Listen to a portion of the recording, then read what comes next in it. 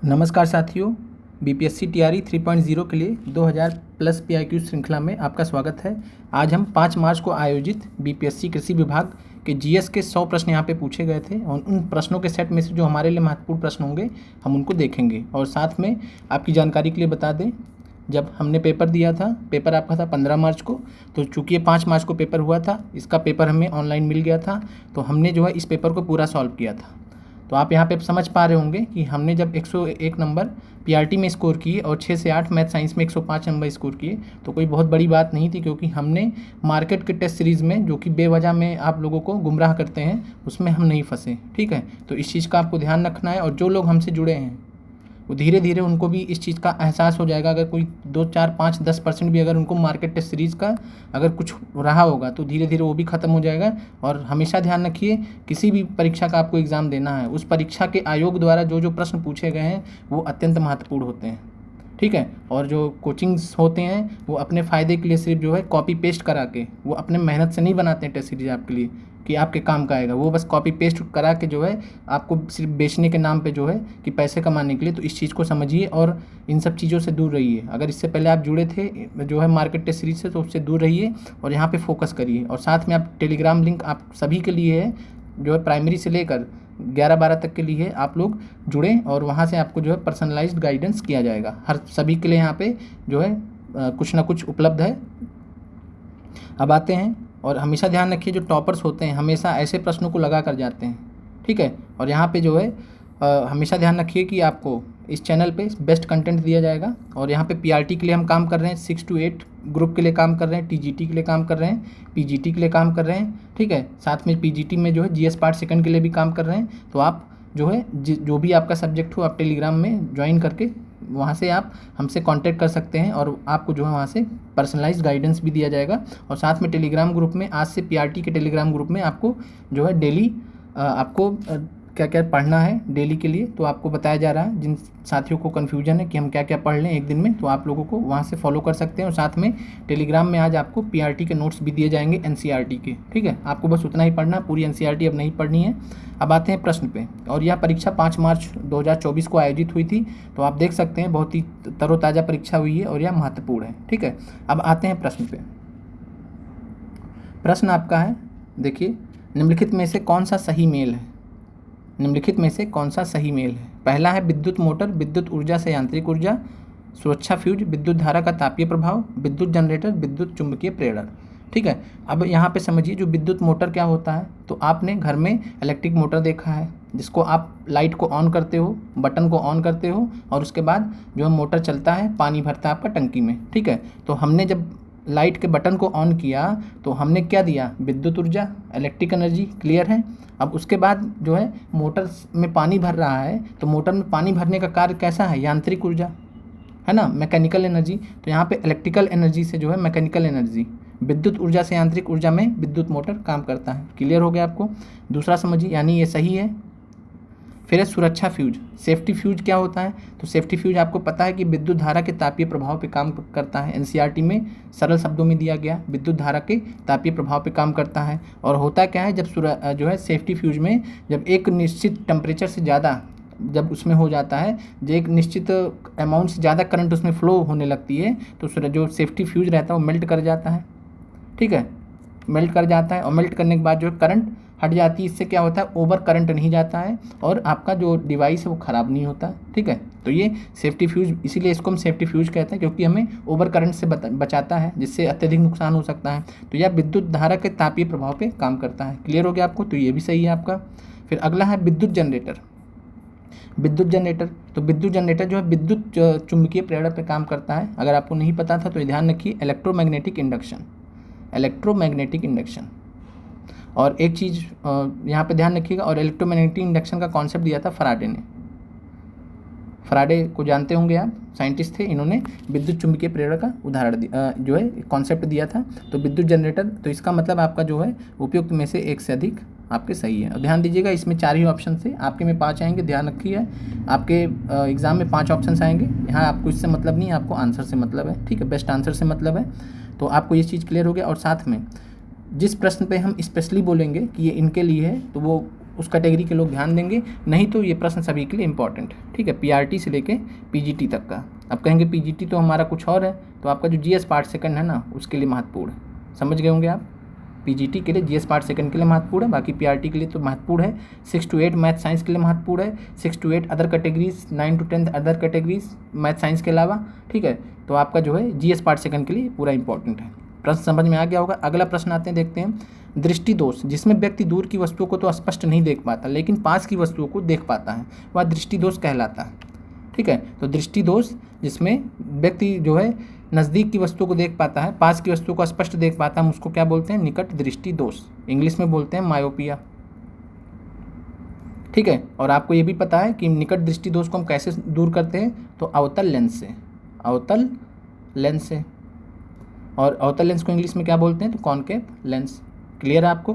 फिर है दीर्घ दृष्टि, तो दीर्घ दृष्टि किसको बोलते हैं? हाइपरमेट्रोपिया को, हाइपरमेट्रोपिया को। और इसमें क्या होता है कि इसको हम दूरदृष्टि दोष बोलते हैं। ठीक है, तो ये आपको निकट दृष्टि दोष क्लियर हो गया, मायोपिया। इस पे आगे बढ़ते हैं। अब देखिए, दीर्घ दृष्टि दोष को हम दूरदृष्टि दोष बोलते हैं, दूरदृष्टि दोष। तो यहाँ पे क्या होता है कि दूर की चीज़ें दिखेंगी, पास की नहीं दिखेंगी। ठीक है, जिस नाम से है वो दिखेंगी। तो जैसे यहाँ निकट दृष्टि दोष है तो निकट का दिखेगा, ठीक है, लेकिन दूर का नहीं दिखेगा, जस्ट उल्टा है, नाम के हिसाब से उल्टा है, तो इस चीज़ को ध्यान रखिएगा। और दीर्घ दृष्टि दोष या दूर दृष्टि दोष, जिसको हाइपरमेट्रोपिया बोलते हैं, ये आपका उत्तल लेंस से ठीक किया जाता है। किससे ठीक किया जाता है? तो उत्तल लेंस से, और इसको हम कॉन्वेक्स लेंस बोलते हैं। क्लियर है? अब आगे बढ़ते हैं। जरा दृष्टि दोष क्या होता है? जरा दृष्टि होता है प्रेस बायोपिया, प्रेस बायोपिया। ये बुढ़ापे में होता है, और इसमें जो है जो आपका सीलरी मसल्स होती हैं, सीलरी मसल्स होती हैं, ये कमज़ोर हो जाती हैं। ठीक है, इसको हम हिंदी में नाम नहीं ध्यान रखा आ रहा, लेकिन पाँच में भी पेशियाँ करके हैं शायद। ठीक है, तो पाँच में भी पेशियाँ, सीलरी मसल्स कमज़ोर हो जाती हैं। जरा दूरदृष्टि को हम दूर करने के लिए क्या करते हैं? और जरा मतलब आप समझते हैं, जरा किसको बोलते हैं? वृद्ध को बोलते हैं। ठीक है, तो इससे आप नाम से समझ सकते हैं, तो वृद्धों में होता है। और इसके लिए हम बाईफोकल लेंस, कैसा lens? Bifocal lens, bifocal lens का यूज़ करते हैं। बाईफोकल का मतलब होता है जो है जिसमें दोनों हों, कॉन्वेक्स और कॉनकेव दोनों हों, अवतल और उत्तल लेंस दोनों हों, तो बाईफोकल लेंस का हम इस्तेमाल करते हैं जरा दूरदृष्टि में दोष में। ठीक है, तो क्लियर है आपको? और इस प्रश्न का जो सही आंसर वह है निकट दृष्टि दोष। आगे बढ़ते हैं। फिर अगला प्रश्न आपका, सोनार तकनीक में उपयोग होता है। सोनार तकनीक में उपयोग होता है एक्सरे का, इंफ्रारेड तरंगों का, माइक्रोवेव का। तो आप लोग जो है इस प्रश्न का जो सही आंसर है वह है आंसर डी। ठीक है, और क्यों आंसर डी है वो भी समझिए, उपयुक्त में से कोई नहीं। ठीक है, क्योंकि सोनार को पहला आप इसका पूरा नाम जानिए, पूछा जाता है sound navigation, sound navigation and ranging, sound navigation and ranging. ठीक है, तो साउंड का ये इसका फुल फॉर्म हो गया, आर जो है रेंजिंग के लिए हो गया, और उसके बाद फिर जो है एन ए हो गया नेविगेशन के लिए, और एस ओ हो गया साउंड के लिए। क्लियर है आपको? Sound navigation and ranging. और एक किसका इस्तेमाल करता है? तो अल्ट्रासोनिक वेव्स का, अल्ट्रासोनिक वेव्स का, अल्ट्रासोनिक वेव्स का। अल्ट्रासोनिक वेव्स को हम क्या बोलते हैं हिंदी में? पराश्रव्य किरणें, पराश्रव्य तरंगे। तो पराश्रव्य तरंगे यानी अल्ट्रासोनिक वेव्स का इस्तेमाल करता है सोनार। क्लियर है आपको? इसके अलावा आपको ध्यान रखना है, रेडियो वेव्स किसका इस्तेमाल करते हैं? रडार। आपको रडार का फुल फॉर्म जो है कमेंट करके बताना है, रडार किसका इस्तेमाल करते हैं? तो रडार से RAD। ठीक है, तो रेडियो नेविगेशन एंड रेंजिंग होता है। चलिए हमने बता दिया रेडियो नेविगेशन, और ठीक है आप इसको एक बार करेक्ट कर दीजिएगा अगर मैं गलत हूँ तो। और यहाँ पे रेडियो वेव्स का इस्तेमाल करते हैं, रेडियो वेव्स का, रेडियो तरंगों का इस्तेमाल करते हैं, नाम से आप रिलेट कर सकते हैं। तो यह प्रश्न क्लियर है। और साथ में आप लोग जो नए हों टेलीग्राम लिंक जरूर ज्वाइन कर लें, और आपको जो है पूरी तरीके से सहायता दी जाएगी आपकी परीक्षा के लिए। और साथ में चैनल को आपके सहयोग की अत्यंत आवश्यकता है, और आप लोग जो है चैनल को ज़्यादा से ज़्यादा शेयर करें, जिससे जो है चैनल आगे बढ़ पाए। आगे बढ़ते हैं। अगला प्रश्न है, बिजली गिरने के दौरान कौन सी घटना घटित होती है? तो बिजली गिरने के दौरान, ये प्रश्न आपका NCERT क्लास 8 से है। ठीक है, NCERT क्लास 8 में पूरा चित्र दिया गया है बाकायदा, और चित्र और चैप्टर का हमें जहाँ तक नाम ध्यान आ रहा है, जो आपकी प्राकृतिक घटनाओं के बारे में जो आपका चैप्टर, वहाँ पे आप जाइएगा तो आपको जो है वहाँ पे कॉन्सेप्ट मिलेगा, जहाँ पे आपको इलेक्ट्रिक डिस्चार्ज के बारे में बताया गया, इलेक्ट्रिक डिस्चार्ज के बारे में। ठीक है। और इलेक्ट्रिक डिस्चार्ज को जो है इंग्लिश में हम क्या बोलते हैं, तो बोलते हैं बिजली का निर्वहन, ठीक है। तो इलेक्ट्रिक डिस्चार्ज के द्वारा जो है जो घटना होती है तो कब होती है, तो जब बिजली गिरने के दौरान, जब बिजली गिरती है तो इलेक्ट्रिक डिस्चार्ज का कॉन्सेप्ट होता है, ठीक है। और वहाँ पे प्लस माइनस प्लस का खेल होता है, समझ रहे हैं, ठीक है। और वहाँ एनसीईआरटी में आप जाएंगे तो बाकायदा डिटेल में पूरा चित्र बना के दिया गया है, तो वहाँ से आपको ये चीज़ क्लियर हो जाएगी, ठीक है। और हम डिटेल में यहाँ पे बात नहीं करेंगे। और इलेक्ट्रिक जब बिजली गिरती है तो आपको इतना तो पता है कि जो है जो चार्जेस होते हैं आपस में उनका कनेक्शन होता है, जिसकी वजह से इतनी ज़बरदस्त ऊर्जा पैदा होती है। तो जाहिर सी बात है प्लस चार्ज माइनस चार्ज से जुड़ते हैं, और फिर नीचे जो है पृथ्वी पर जो प्लस चार्ज होता है वो माइनस चार्ज से जुड़ता है। इस प्रकार जो है डबल डबल यहाँ पे इफेक्ट हो जाता है, इसकी वजह से तगड़ी बिजली कड़कती है। तो बिजली का निर्वहन इलेक्ट्रिक डिस्चार्ज, ये आपका आंसर है, क्लियर है। आगे बढ़ते हैं, अगला प्रश्न है बहुत ही महत्वपूर्ण है। 2012 में सर्न यूरोपीय प्रयोगशाला में एक बहुप्रचारित गॉड कण की खोज की गई थी। इस कण का वैज्ञानिक नाम है, तो गॉड पार्टिकल बोला जाता था। और गॉड पार्टिकल को जो है हिग्स और बोसान के नाम पर, जो हमारे साइंटिस्ट थे महान साइंटिस्ट बोस जी, तो उनके नाम से, और एक हिग्स हैं तो उनके नाम से, ठीक है। तो हिग्स बोसान पार्टिकल बोला जाता है, हिग्स बोसान कण बोला जाता है, ठीक है, जिसको इंग्लिश में गॉड पार्टिकल या गॉड कण बोला जाता है, ठीक है। फिर अगला प्रश्न है, ये आपका जो है टीजीटी के लिए इम्पॉर्टेंट है, तो ध्यान रखिएगा, बस केवल टीजीटी और उसके ऊपर के लिए इम्पॉर्टेंट है। पर प्रश्न है आपका विवर्तन झंझरी डिफ्रैक्शन ग्रेटिंग का उपयोग करके विवर्तन पैटर्न प्राप्त करने के लिए नीली रोशनी का किरण का उपयोग किया गया था। यदि नीली रोशनी के स्थान पर पीली रोशनी का प्रयोग किया जाए तो इस प्रश्न का जो सही आंसर वह है विवर्तन पैटर्न व्यापक और दूर दूर हो जाता है, ठीक है। आगे बढ़ते हैं, और यह प्रश्न केवल टीजीटी और उसके ऊपर के लिए साइंस के लिए इम्पॉर्टेंट है। फिर अगला प्रश्न आपका रमन इफेक्ट पे है, और यहाँ भी प्रश्न जो है टीजीटी जो है 9th 10th उससे ऊपर के लिए साइंस के लिए है। रमन प्रभाव सर सीवी रमन के कारण है, रमन प्रभाव सर सीवी रमन के कारण है। और रमन प्रभाव के बारे में निम्नलिखित में से कौन सा कथन सही है, तो यहाँ पे अगर बात करें तो इस प्रश्न का जो सही आंसर है वह है बी, प्रकीर्णित प्रकाश की आवृत्ति प्रकीर्णन के बाद बढ़ती भी है और घटती भी है। तो ये टीजीटी साइंस और उसके ऊपर के लिए है महत्वपूर्ण, बस, और किसी के लिए नहीं महत्वपूर्ण है। आगे बढ़ते हैं, फिर अगला प्रश्न है, ये सभी के लिए महत्वपूर्ण है, ध्यान दीजिए, महत्वपूर्ण प्रश्न है। अर्धचालक वे सामग्रियां हैं जिनमें निम्न गुण होते हैं। तो अर्धचालक हम बोलते हैं सेमीकंडक्टर्स को, और सेमीकंडक्टर्स के उदाहरण आपसे पूछे तो आप कहेंगे सिलिकॉन और जर्मेनियम। तो सिलिकॉन और जर्मेनियम ये फेमस अर्धचालक सेमीकंडक्टर्स हैं। और अगर हम सेमीकंडक्टर्स की बात करें, अर्धचालकों की बात करें, तो इनकी जो विद्युत चालकता होती है वो धातुओं की चालकता से कम होती है। तो ध्यान दीजिएगा, विद्युत चालकता जो होती है वो धातुओं की चालकता से कम होती है, क्लियर है, ये आपको पता होना चाहिए, बहुत ही महत्वपूर्ण प्रश्न है ये। आगे बढ़ते हैं, सौर सेल एक उपकरण है जो प्रकाश ऊर्जा को विद्युत ऊर्जा में परिवर्तित करता है। आपको पता है कि सौर सेल प्रकाश ऊर्जा को विद्युत ऊर्जा में परिवर्तित करता है, एक चीज़ यहाँ पे आपको रिवाइज हो गया। और साथ में सबसे बड़ी बात, आप हमारा चैनल देख रहे हैं तो मेन चीज़ आपका रिवीजन हो रहा है। आपने कहीं ना कहीं से पढ़ा होगा, अगर यहाँ से पढ़ रहे हैं तो अच्छी बात है, लेकिन इसके अलावा कहीं ना कहीं से पढ़ा होगा, आपका रिवीजन हो रहा है। आपको ये नहीं लगेगा कि आप कुछ नया चीज़ पढ़ रहे हैं, ठीक है। हम इस तरीके से आपको रिलेट करके बताते हैं जिससे आपको आसानी रहे समझने में और सबसे कम समय में, ठीक है। फिर आगे बढ़ते हैं, और साथ में आपकी जानकारी के लिए बता दें कि आपका 1 जून से marathon classes subject wise start कर दी जाएंगी। आगे बढ़ते हैं, सौर सेल एक उपकरण है जो प्रकाश ऊर्जा को विद्युत ऊर्जा में परिवर्तित करता है, क्लियर है आपको। हमें ऊर्जा का उच्चतम उत्पादन दोपहर के समय प्राप्त होता है, जबकि सूर्य हमारे सिर के ठीक ऊपर होता है। तो ये बात बिल्कुल सही है कि जो सौर ऊर्जा होती है, अभी इस समय जो गर्मी पड़ रही है, आप छत पे जब 12 बजे के बाद जाएंगे तो जब आप ऊपर की तरफ देखेंगे तो आप पाएंगे कि सूर्य आपके जस्ट ऊपर है। आप देखेंगे कि मतलब एकदम से पूरा जस्ट ऊपर आपके सूर्य की जो किरणें हैं जस्ट आपके ऊपर पड़ रही हैं, बहुत तेज़ी से पड़ रही होती हैं। तो उच्चतम उत्पादन ऊर्जा सबसे ज़्यादा जो ज़बरदस्त होती है जब सूर्य हमारे ठीक ऊपर होता है। ये कब होता है, तो दोपहर के समय, ठीक है। तो और इसका आंसर क्या होता है, आंसर इसका होता है जब सूर्य की किरणें लंबवत गिरती हैं तो प्रकाश विकिरण का घनत्व अधिकतम होता है, ठीक है। तो इस प्रश्न का जो आंसर है क्यों ऐसा होता है, तो जब सूर्य की किरणें लंबवत गिरती हैं, ठीक है, तो इस समय जो प्रकाश विकिरण का जो घनत्व होता है वो अधिकतम होता है। एक बार इसका इंग्लिश वाला ऑप्शन देख लेते हैं, वहाँ से आपको जो है क्लियर हो जाएगा अगर किसी को डाउट होगा तो। Density of light radiation, density of light radiation is maximum when sun rays are falling vertically, जब वर्टिकली गिरते हैं, ठीक है, तो जो है सबसे ज़्यादा डेंसिटी होता है लाइट रेडिएशन का, ये आपका आंसर है। और आप वैसे सिंपल देखें तो यह प्रश्न इसका जो दूसरा ऑप्शन है, दोपहर में सबसे अधिक ऊष्मा उत्पन्न होती है, गलत है, ऐसा कोई लॉजिक है ही नहीं। दोपहर के समय सूर्य पृथ्वी के सबसे निकट होता है, ठीक है, तो ये भी लॉजिक नहीं है इसके लिए। जो आपका सबसे सही लॉजिक है वही है कि जब सूर्य की किरणें लंबवत गिरती हैं तो प्रकाश विकिरण का घनत्व अधिकतम होता है, ठीक है। आगे बढ़ते हैं। फिर निम्नलिखित में से कौन सी धातु संक्षारण नहीं करती? कोरोजन नहीं करती है, ठीक है, करोड नहीं करती है। तो हम बात करें तो सोना जो है धातु संक्षारण नहीं करती है, इसीलिए हम सोने के आभूषण पहनते हैं।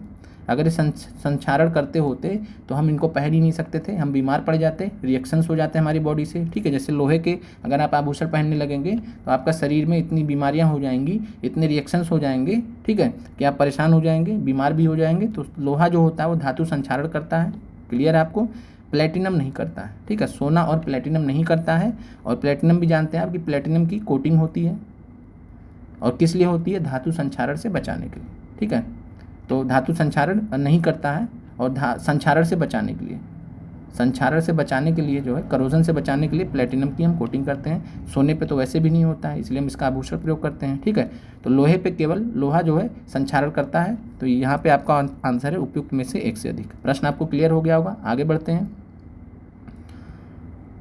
अगला प्रश्न महत्वपूर्ण प्रश्न है, वसा और तेल युक्त भोजन में मिलाए जाने वाले पदार्थ को क्या कहा जाता है? एनसीईआरटी साइंस का प्रश्न है, सिंपल सा, ठीक है। रेंसिडिटी के बारे में आपने पढ़ा होगा, अब इसका हिंदी नाम हमें नहीं ध्यान आ रहा है, ठीक है।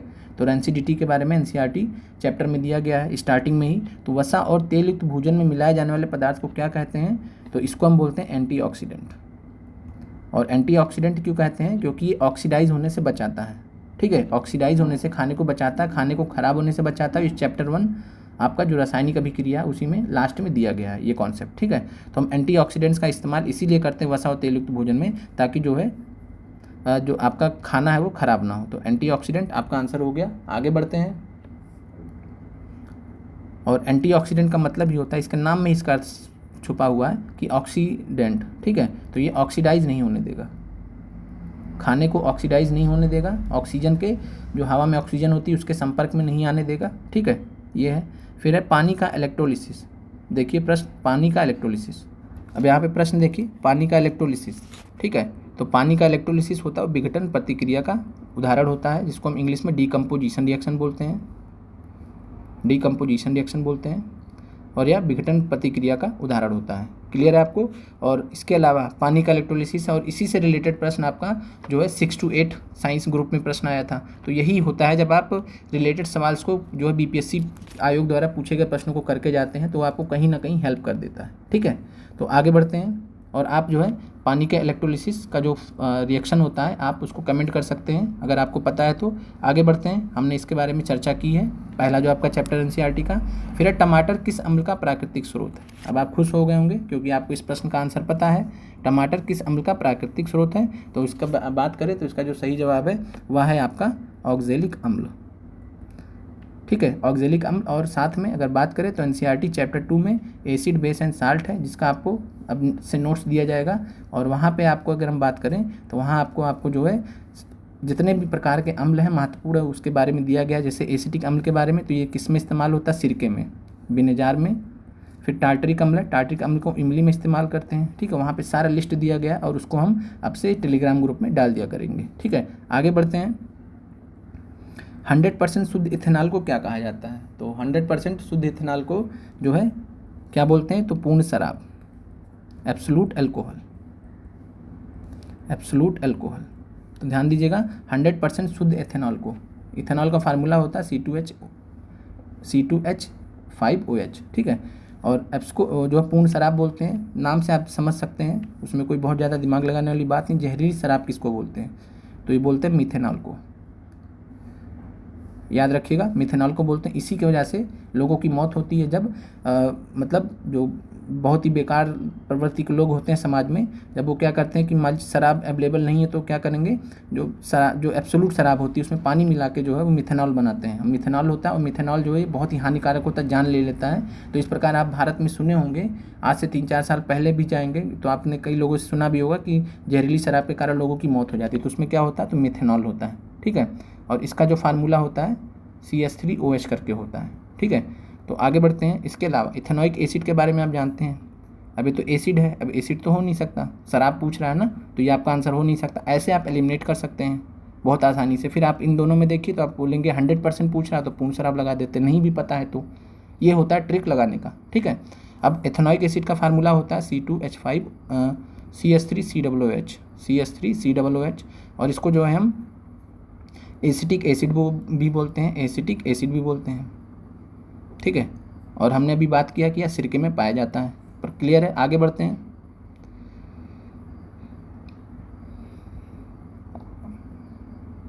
और यह प्रश्न जो है 6 से 8 साइंस के लिए और TGT साइंस के लिए महत्वपूर्ण है, तो ध्यान दें। प्रश्न है आपका क्रिस्टलीकरण, शुद्ध पदार्थ के क्रिस्टलों के उनके विलयन से निकालने की प्रक्रिया है, तो क्रिस्टलाइजेशन प्रोसेस होता है। और यहाँ पे बात सही की जा रही है, क्रिस्टलाइजेशन या क्रिस्टलीकरण क्या होता है, तो शुद्ध पदार्थ से क्रिस्टलों को उनके विलयन से निकालने की प्रक्रिया होती है। उसके अलावा क्रिस्टलीकरण के दौरान घटक परमाणुओं और अणुओं के बीच एक बंधन स्थापित होता है, तो ये भी बात सही है। लेकिन यह रासायनिक परिवर्तन का उदाहरण है, ये गलत है, ठीक है। क्रिस्टलीकरण जो है किस परिवर्तन का उदाहरण, तो भौतिक परिवर्तन, फिजिकल चेंज का उदाहरण है। याद होना चाहिए आपको, भौतिक परिवर्तन, ये सबको पता होना चाहिए। क्रिस्टलीकरण कैसा है, तो भौतिक परिवर्तन, ठीक है। NCERT में इसके बारे में दिया गया है। आगे बढ़ते हैं। तो इस प्रश्न का जो सही आंसर हो जाएगा वो हो जाएगा 1, 2। और यहाँ ओवरऑल प्रश्न आपका 6 से 8 और 9, 10 साइंस के लिए महत्वपूर्ण है। फिर अगला प्रश्न है, निम्नलिखित विकल्पों में से किसी एक विकल्प में सामग्रियों को उनके कणों के बीच के आकर्षण बल के बढ़ते क्रम में व्यवस्थित कीजिए। तो यह जो है प्रश्न, और यहाँ पे अगर बात करें तो ध्यान देखिए, जब भी आकर्षण बल की बात आएगी याद कर लीजिए, आकर्षण बल सबसे कम गैस में होता है, उससे ज़्यादा लिक्विड में होता है, और सबसे ज़्यादा सॉलिड में होता है, ठीक है। सॉलिड द्रव्य मतलब ठोस, इसीलिए ठोस होता है क्योंकि उसमें जो आकर्षण बल होता है सबसे ज़्यादा होता है मॉलिक्यूल्स के बीच में, ठीक है, परमाणुओं के बीच में, एटम्स के बीच में। और गैस में सबसे कम होता है, लिक्विड में उससे ज़्यादा होता है, सॉलिड में सबसे ज़्यादा। तो आप देखिएगा, मैच करिए, तो हाइड्रोजन गैस में सबसे कम होगा, उससे ज़्यादा होगा पानी में जो कि लिक्विड है, और सबसे ज़्यादा होगा लौह धातु में। क्लियर हो गया कॉन्सेप्ट आपको आकर्षण बल का। आगे बढ़ते हैं, आंसर आपका ए है इसमें। और यहाँ पे जो यह प्रश्न है आपका TGT साइंस के लिए है, तो ध्यान दीजिए कि इनमें से किसका वजन सबसे अधिक है। और इस प्रश्न को आप देख लीजिएगा, और इस प्रश्न का जो सही आंसर है वो मैं बता दे रहा हूँ, CaCO3 के 2 मोल, ठीक है। तो आपको मोल्स से जो है आपको वजन निकालना आना पता होना चाहिए। आगे बढ़ते हैं। सी पे TGT साइंस के लिए महत्वपूर्ण है। हरित रासायनिक, ग्रीन केमिस्ट्री सबसे तात्पर्य है, तो ये भी आपका TGT साइंस और जो है 6 से 8 साइंस के लिए इंपॉर्टेंट है। और बात करें तो हरित रासायनिकी, ग्रीन केमिस्ट्री सबसे क्या मतलब होता है, तो यहाँ पे खतरनाक रासायनिक उपयोग को कम करके रासायनिक यौगिकों को संश्लेषित करने की एक प्रक्रिया। वास्तविक विश्व की पर्यावरण समस्याओं के नवीन वैज्ञानिक समाधान, वह प्रक्रिया जो मानव स्वास्थ्य और पर्यावरण पर रासायनिक प्रतिक्रियाओं के नकारात्मक प्रभाव को कम करती है। तो इसका आंसर आपका B एंड C दोनों है। तो इस प्रकार जो है आपका इस प्रश्न का जो आंसर हो जाएगा वो हो जाएगा D, ठीक है। ये आपका नहीं होगा, तो इस चीज़ को आपको ध्यान रखना है। आगे बढ़ते हैं। हरित रासायनिकी आपको क्लियर हो गया होगा, और ये केवल TGT साइंस और 6 to 8 साइंस के लिए इंपॉर्टेंट है। फिर निम्नलिखित में से कौन सा पदार्थ टिंडल प्रभाव दिखाएगा, सभी के लिए इंपॉर्टेंट है, NCERT से प्रश्न है, बेसिक प्रश्न है, ठीक है। तो यहाँ पे अगर हम बात करें तो ये चीज़ आपको पता होनी चाहिए कि यहाँ पे आंसर है उपयुक्त में से एक से अधिक। और यहाँ पे बात करें तो स्टार्च सोल्यूशन आपका टिंडल प्रभाव दिखाता है, और साथ में दूध, मिल्क भी आपका टिंडल प्रभाव दिखाता है, ठीक है। तो आंसर हो गया B, C, और उपयुक्त में से एक से अधिक आपका आंसर हो गया। आगे बढ़ते हैं। और ये NCERT क्लास 9th में चैप्टर में ध्यान नहीं, लेकिन शुरुआती चैप्टर में ही आपके टिंडल प्रभाव के बारे में दिया गया है।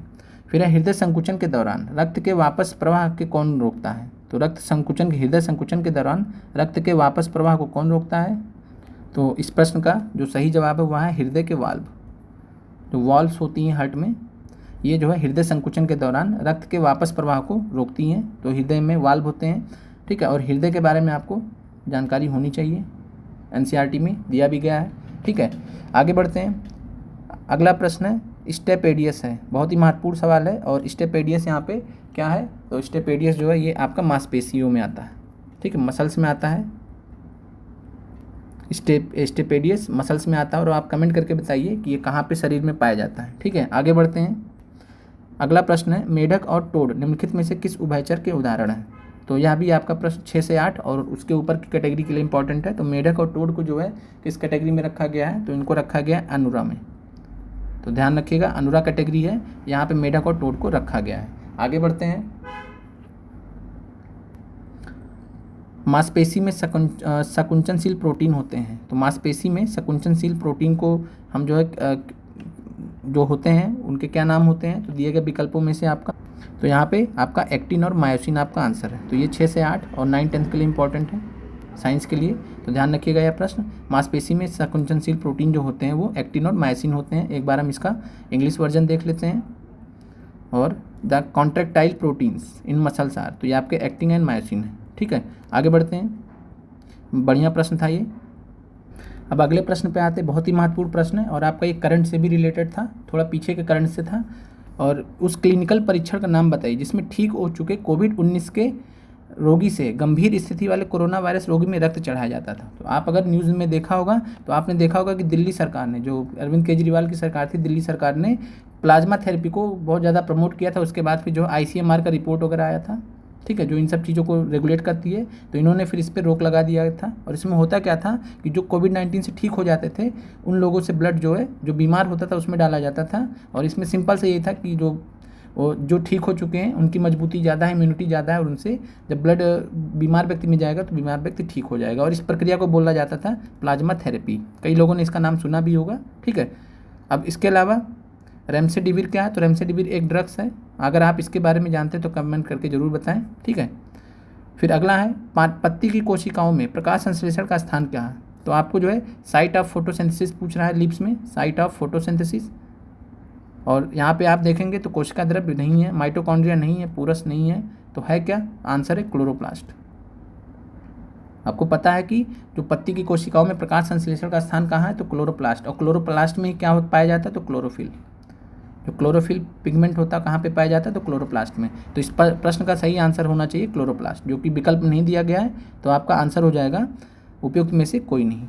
ठीक है, फिर आगे बढ़ते हैं। और यह प्रश्न सबके लिए महत्वपूर्ण है, समझ रहे होंगे आप। फिर अगला प्रश्न ये 6 से 8 और जो है 9 से 10 के लिए महत्वपूर्ण है। और प्रश्न है आपका कि प्रोटिस्टा समूह में निम्नलिखित में से कौन कौन शामिल है? और यहाँ पे अगर बात करें तो प्रोटिस्टा समूह में जो है एक कोशिकीय यूकेरियोटिक जीव शामिल होते हैं। ठीक है, तो 6 से 8 9 से 10 वाले ध्यान दें। एक कोशिकीय यूकेरियोटिक जीव को हम प्रोटिस्टा ग्रुप में रखते हैं। फिर आगे बढ़ते हैं। प्रश्न है आपका बहुत ही महत्वपूर्ण प्रश्न है सभी के लिए। निम्नलिखित कथनों पर विचार कीजिए। जो फसलें वर्षा ऋतु में बोई जाती हैं रबी फसल कहलाती हैं। तो कहेंगे सर इसको तो हम खरीफ फसल बोलते हैं। तो ये आपका गलत हो गया, क्योंकि वर्षा ऋतु में खरीफ फसल की बुआई होती है। फिर है धान, मक्का, सोयाबीन, मूंगफली, कपास। कपास रबी की फसल है। आप कहेंगे सर कपास तो हम जानते हैं बहुत अच्छे से, कपास आपका क्या है? तो ये आपका जो है खरीफ फसल है। तो ये गलत हो गया आप। ठीक है, फिर शीत ऋतु में उगाई जाने वाली फसलें खरीफ की फसलें का। तो आप कहेंगे सर शीत ऋतु में तो जो है रबी की फसलें उगाई जाती हैं, है ना? तो आपका तीनों ही गलत है। सिंपल प्रश्न था, तो आपका आंसर हो जाएगा कौन सा सही पूछा है? तो आपका आंसर हो जाएगा उपयुक्त में से कोई नहीं। ठीक है, आगे बढ़ते हैं। पोमोलॉजी निम्नलिखित में से किसका अध्ययन है? तो पोमोलॉजी आपको पता है किसका अध्ययन होता है? तो यह होता है फलों का। ठीक है, और आपको कमेंट के माध्यम से बताना है कि फूलों के अध्ययन को क्या कहते हैं, फूलों के अध्ययन को क्या कहते हैं और पत्तियों के अध्ययन को क्या कहते हैं। ठीक है, और इसके अलावा जो है ऑर्निथोलॉजी बता दें आपको। ऑर्निथोलॉजी पक्षियों के अध्ययन को बोलते हैं, पक्षियों के अध्ययन को बोलते हैं ऑर्निथोलॉजी। ये महत्वपूर्ण आपके लिए। आगे बढ़ते हैं। संवेदनशील पौधे मिमोसा पुडिका की पत्तियों की गति को क्या कहा जाता है? तो आपके NCERT में आपने पढ़ा होगा छुई पौधे के बारे में दिया गया है। छुई पौधा जिसको हम मिमोसा पुडिका बोलते हैं, तो इसकी गति को हम क्या बोलते हैं? तो इसकी गति को जो है आपका आंसर उपयुक्त में से कोई नहीं यहाँ नहीं दिया गया है। और इसका आंसर है नास्टिक मूवमेंट। नास्टिक मूवमेंट या नास्टिक गति। और इसका मतलब क्या होता है कि स्पर्श, अगर पौधे को स्पर्श किया गया तो स्पर्श या कंपन के प्रति पौधे की प्रक्रिया होती है, प्रति पौधे की प्रक्रिया होती है। और यह जो पौधा होता है स्पर्श से जो है इसके प्रति जो है इसका जो व्यवहार होता है खराब, मतलब छुईमी बोलते हैं, छुईमी पौधे को नहीं छूना चाहिए वरना वो मुरझा जाएगा। तो जो व्यवहार होता है इसीलिए होता है क्योंकि उसको छुआ जाता है, तो इस व्यवहार को नास्टिक मूवमेंट कहते हैं। ठीक है, तो प्रति स्पर्श या कंपन के प्रति पौधे का व्यवहार होता है। तो आपका इनमें से आंसर नहीं है। आगे बढ़ते हैं। फिर अगला प्रश्न आपका प्रश्न है अपने सभी चालू मैन होल को साफ करने के लिए रोबोटिक तकनीक का उपयोग करने वाला भारत का प्रथम राज्य कौन सा है? तो इसका आंसर है केरल। और केरल में बांदीकूट नाम था इसका, बांदीकूट। और यह क्या था, तो बांदीकूट जो रोबोट था, ऐसा रोबोट था जो मैन होल्स को साफ़ करता था। अब मैन होल्स आप समझते हैं जो गटर वगैरह होता है शहरों में, उसको साफ़ करने के लिए इंसानों को लगाया जाता था, जो कि बहुत ही ख़राब जो है व्यवस्था रहती थी, और उस वजह से जो बेचारे गरीब लोग होते थे उनकी कई बार मौत भी हो जाती थी। तो इस चीज़ से बचने के लिए जो रोबोटिक तकनीक का इस्तेमाल करते हुए केरल ने जो है इसको किया था। तो ये जो है करंट अफेयर्स का प्रश्न था 2023 का, बहुत ही महत्वपूर्ण प्रश्न था, तो इसलिए यहाँ पे ये पूछा गया था, चूँकि परीक्षा आपकी मार्च में हुई थी। और आगे बढ़ते हैं, फिर निम्नलिखित में से कौन सा 2023 तक एक विशेष राज्य नहीं है। तो विशेष राज्य की बात करें तो झारखंड आपका नहीं है, तेलंगाना है, असम है, सिक्किम है। ठीक है, तो झारखंड आपका जो है विशेष राज्य की कैटेगरी में नहीं आता है। आगे बढ़ते हैं, फिर केंद्रीय औद्योगिक सुरक्षा बल के महानिदेशक के पद पर नियुक्त होने वाली प्रथम महिला अधिकारी कौन है। तो इस प्रश्न को रखने का आपको यहाँ पे सिंपल सा मतलब ये है कि आप प्रश्न का जो है पैटर्न देखिए कि किस प्रकार के प्रश्न करंट अफेयर्स में पूछे जाते हैं। ठीक है, तो उसी प्रकार से आपको तैयारी करनी होती है। और यहाँ पे बात करें तो आंसर नीना सिंह, ये भी बहुत फेमस प्रश्न था 2023 का। फिर राष्ट्रीय शिक्षा दिवस मनाया जाता है। तो राष्ट्रीय शिक्षा दिवस ये कब मनाया जाता है, तो यह मनाया जाता है 11 नवंबर को। ठीक है, और इसके अलावा जो महत्वपूर्ण दिवस है वो आपको टेलीग्राम में बता दिए जाएंगे, अब हमने कई बार रिपीट भी किया है प्रश्नों के साथ में। फिर है INS इम्फाल को भारतीय नौसेना में कब शामिल किया गया था। तो इस प्रश्न का जो सही जवाब है 26 दिसंबर 2023। याद रखिएगा, आपसे भी पूछा जा सकता है क्योंकि 26 दिसंबर की घटना है। ठीक है, लगभग जनवरी के जस्ट आने की, तो ये आपसे प्रश्न पूछा जा सकता है। तो INS इम्फाल को भारतीय नौसेना में 26 दिसंबर 2023 को शामिल किया था, तो ये ध्यान रखिएगा। आगे बढ़ते हैं, अगला प्रश्न आपका, जून 2023 से शुरू की गई कृषकों की गैर रासायनिक उर्वरकों की प्रयोग को प्रोत्साहित करने वाली केंद्र सरकार की योजना का नाम क्या है। तो यहाँ पे अगर हम बात करें तो इसका नाम है PM प्रणाम। और PM प्रणाम के अंतर्गत जो है जो गैर रासायनिक उर्वरक हैं उनके उपयोग को प्रोत्साहित किया जाता है, और इंग्लिश में इसको PM प्रणाम बोला जाता है। आगे बढ़ते हैं, और PM प्रणाम का पूरा नाम जब देखेंगे तो आपको वैसे भी आंसर पता हो जाएगा। तो जब भी आप करंट अफेयर्स पढ़ें तो कोई भी सरकार का योजना रहे तो आपको उसका पूरा नाम पता होना चाहिए। सिर्फ आप पूरा नाम पता होने से आप आराम से आंसर तक पहुँच सकते हैं। आगे बढ़ते हैं, एशिया का सबसे बड़ा लिक्विड मिरर टेलीस्कोप स्थापित किया गया है। तो सबसे बड़ा एशिया का लिक्विड मिरर टेलीस्कोप जो है भारत में स्थापित किया गया है, और यह कहाँ पे स्थापित किया गया, तो नैनीताल उत्तराखंड में, नैनीताल उत्तराखंड में। ठीक है, महत्वपूर्ण प्रश्न, ध्यान रखिएगा। फिर 2023 में हरित रेलवे स्टेशन का दर्जा प्राप्त करने वाला भारत का पहला शहर कौन सा है। तो ये भी 2023 का हॉट करंट अफेयर्स में से एक था, और आंसर था आपका विशाखापट्टनम। और आपसे हमने कई बार बताया कि करंट अफेयर्स में जो है बिहार का तो पूछता ही है। ठीक है, बिहार का बहुत कम पूछता है, लेकिन बिहार के बगल में उड़ीसा, आंध्र प्रदेश का ज़्यादा पूछता है। ठीक है, और साथ में उत्तर प्रदेश का पूछता है, कुछ बहुत कम पूछता है, और इसके अलावा नेशनल लेवल पे ज़्यादा प्रश्न आते हैं। आगे बढ़ते हैं, भारत के किस शहर में यूनिवर्सल पोस्टल यूनियन का क्षेत्रीय कार्यालय खोला गया है। तो यह खोला गया है नई दिल्ली, राष्ट्रीय राजधानी क्षेत्र में, NCR में। तो इस प्रश्न का आंसर आपको जो है नई दिल्ली है। फिर आगे बढ़ते हैं, 1 नवंबर 2023 को WHO के दक्षिण पूर्व एशिया क्षेत्र के क्षेत्रीय निदेशक के रूप में किसने नियुक्त किया है। तो अगर आपने करंट अफेयर्स 15 मार्च के लिए पढ़ा रहा होगा तो आपको पता होगा कि इस प्रश्न का आंसर है साइमा वाजेद। ठीक है, और इस प्रकार के प्रश्न आपको करंट अफेयर्स में करा दिए जाएंगे, तो डोंट वरी। आगे बढ़ते हैं, और इस प्रश्न को आपको ध्यान रखना है आगे के लिए भी।